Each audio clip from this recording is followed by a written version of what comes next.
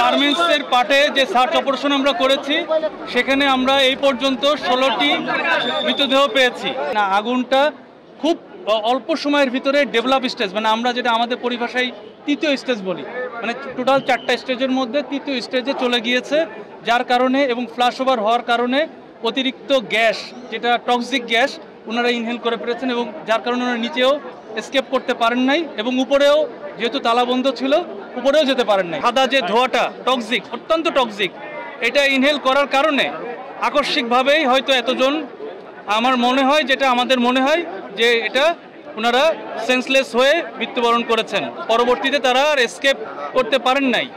এখানে এই 16 জন, তো এই 16টা মৃতদেহ আমরা পেয়েছি বিভিন্ন কর্নারে, দোতলা 3 তলা মিলে, উপরে যেতে পারে নাই, নিচেও যেতে পারে নাই, যার কারণে একটা জায়গায় তারা হয়তো এই দুর্ঘটনায় পতিত হয়েছেন। আমরা এই যে 16 জন মারা গিয়েছেন এই পরিবারের প্রতি বিদেহী আত্মার আমরা দোয়া করছি এবং এটার আহত এই পর্যন্ত মাত্র একজন আমাদের ভলেন্টিয়ার, আমাদের ফায়ার সার্ভিসের কেউ আহত হয় নাই।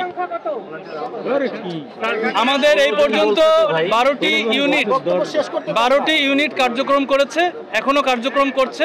আপনাদের জ্ঞাতার্থে জানাচ্ছি, আমাদের একটা পাশের মানে গার্মেন্টস অংশের ফায়ারটা নিয়ন্ত্রণ হয়েছে, গার্মেন্টস অংশের ফায়ারটা সম্পূর্ণ নিয়ন্ত্রণ হয়েছে, কিন্তু যেই অংশটুকু আপনার কেমিক্যাল, ওই গোডাউনটার ফায়ার এখনো নিয়ন্ত্রণ হয় নাই। আমরা কাজ করছি।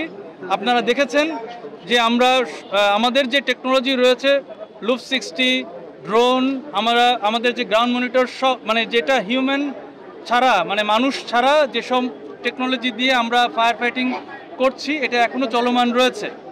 শুধুমাত্র লাশগুলো বের করার জন্য আমরা কিছুক্ষণ স্টপ রেখেছি এবং আমরা যে কেমিক্যাল গোডাউনের পার্টটা আমরা চেক করছি, এখনও অবজারভেশন করছি এবং এটা নিয়ন্ত্রণ এখনও সম্ভব হয়নি। এটা নিয়ন্ত্রণ হতে হয়তো আরও সময় লাগবে, আমরা কাজ করে যাচ্ছি।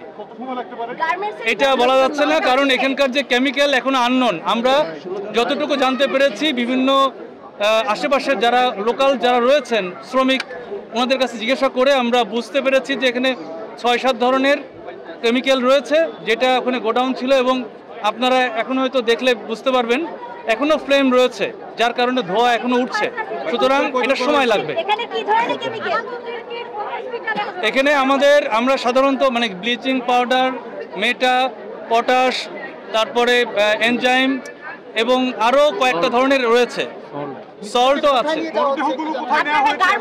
হাইড্রোজেন পারঅক্সাইডও আছে।